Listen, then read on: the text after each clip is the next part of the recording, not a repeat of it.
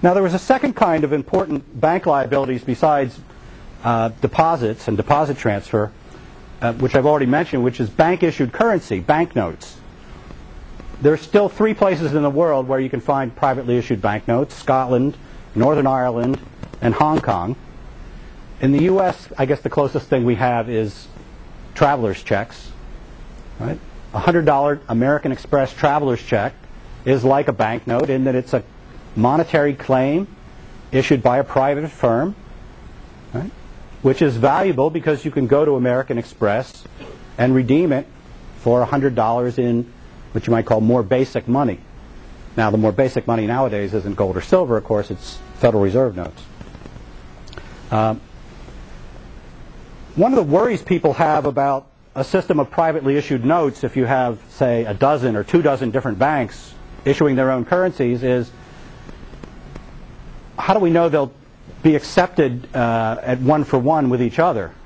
Won't we have a problem of floating exchange, 2 dozen floating exchange rates within the same economy? Wouldn't that be a hassle? Yeah, it would be a hassle, and that's why you shouldn't expect it to happen. It's in a bank's interest to make sure its notes are accepted everywhere at their face value because the bank does more business that way. So how can they assure that? Well, where banks are not restricted from setting up branch offices, they'll set up branches to redeem their notes all over the economy. And if they don't do that, there's another thing they can do, which is they can make agreements with other banks. Would you please accept our notes at face value? And what's the other bank's incentive to do that? They'll return the favor. We'll accept your notes at face value. And that'll be better for both of our customers. This is the way ATM networks spread more recently. Right? ATM networks are private agreements among banks to allow each other access to their computers so they can see that the customer who's withdrawing money at an ATM, which is not his home bank's ATM, actually has the funds in his account. Right? They don't have to cooperate that way, but they do because it allows each bank to do more business. The first ATM network was the New York Cash Exchange, NYCE, nice. It was a bunch of banks in New York City who wanted to compete with Citibank. Citibank already had 1,000 ATMs. Dime Savings Bank had 3 ATMs. It was hard for them to attract customers with the slogan, put your money here and you can withdraw it at 3 points. So they joined together with other banks. They got a network going. And these networks then spread, right? Because the benefits from joining a network aren't exhausted in one city. They became regional. They became national. Cirrus, Avail, Plus, Star. And now they're worldwide, right? Now, traveler's checks is a very dwindling business because you can just take your ATM card. You can get local cash in London, in Paris, in Mumbai, anywhere around the world. And the fees are not any worse than Thomas Cook charges to change traveler's checks. Okay, so that's the positive case. What about rebutting the negative case? There are kind of 2 parts to there are 2 arguments offered against a free market monetary system. What are the standard arguments against allowing free markets in the production of any good or service? That it's somehow a public good or involves significant externalities. That's one argument. The other argument is that there's some kind of natural monopoly that calls for government control. It's pretty clear that the public good argument is not going to get very far when it comes to money. Money is a commonly accepted medium of exchange. It's a private good. The money in your pocket is not showering benefits on anybody else. Right? So a standard example of a private good, right? A good that your consumption is yours alone, doesn't provide benefits to anybody else. My favorite example is a chocolate donut. If you eat a chocolate donut, there's one less chocolate donut for other people to eat. Donuts. It's not providing benefits to other people. A public good would be something like a broadcast television signal. Now, you may have never experienced broadcast television, but ask your grandparents about it. It's a system where, right, waves are broadcast out in the air, just over everybody's property, and you tune them in. And if you tune in channel 9, you're not reducing the amount of channel 9 available to other people. Right? You're watching it, doesn't diminish anybody else's enjoyment of that good. And I like to use that example because it's a privately produced public good. But the long history of the evolution of money out of barter, the emergence of private mints, the provision of money by private banks, shows that markets don't fail to produce money. Right? There's no market failure here. So that argument's not going to work. Probably the leading argument today against unregulated banking, right, and banks are important in the payment system, has to do with external effects of bank runs. So, Part A, an unregulated banking system is inherently prone to bank runs. And if you want to generalize it, these bank runs become contagious, they spread from bank to bank, so it's inherently prone to panics, financial panics.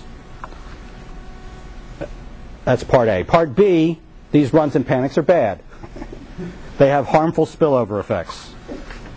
Part C, if it's going to be a justification for government intervention, there's some policy we can adopt which reduces runs and panics and has a cost less than the benefit of reducing runs and panics. Right, so you know what a bank run is. A bank run is when many people line up to try to pull their money out at the same time. By a panic, I mean the same thing happens at many banks. And this is the standard argument cited to support having a central bank to act as a lender of last resort, having deposit insurance, having restrictions on bank capital ratios, right, so banks aren't too failure prone, having restrictions on bank entry.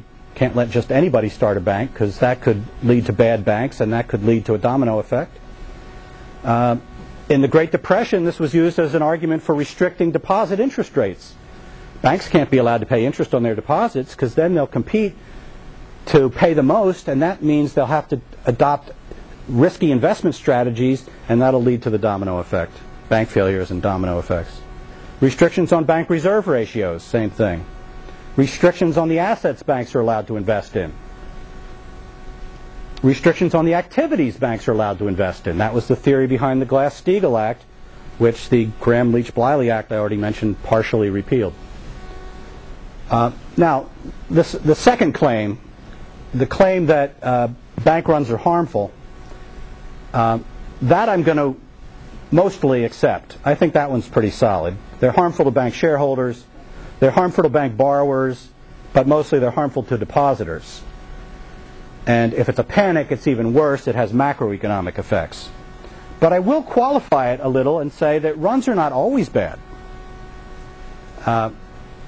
Why not? Because a run on an insolvent bank, a bank that's squandering depositors' money, is a good thing. You need to close that bank, and you need to close it now before it squanders any more money.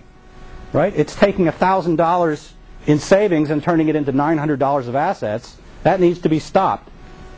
A bank run stops it. Right? In other businesses, if a business, an ordinary industrial firm, if it can't pay its debts, then the debtors who are not getting paid get together and force the business into insolvency. That's called a bankruptcy. Who are the debtors of a bank? The depositors. A bank run is like a debtor meeting to force the insolvent firm into bankruptcy. It's a little more chaotic. And there's an unfortunate aspect to it that you don't see in ordinary bankruptcy, which is it's kind of first come, first serve, which means that people have to run to the bank. That's why it's called a run. And there is a danger that they may be running on a bank that isn't insolvent, and that's when it's a tragedy when a bank run closes a bank. But that's the only case. And if the bank's insolvent, then the run is good to close the bank now rather than later. I mean, the reason that insolvent institutions ought to be closed is pretty simple. They need to get out of the way, stop squandering our time and resources, get out of the way and make room for better run banks. A financial system where failed banks never get closed up is like American Idol, where the worst singers never go home. Right? This year, that would be Tatiana. Do you really want to watch American Idol where Tatiana never goes home?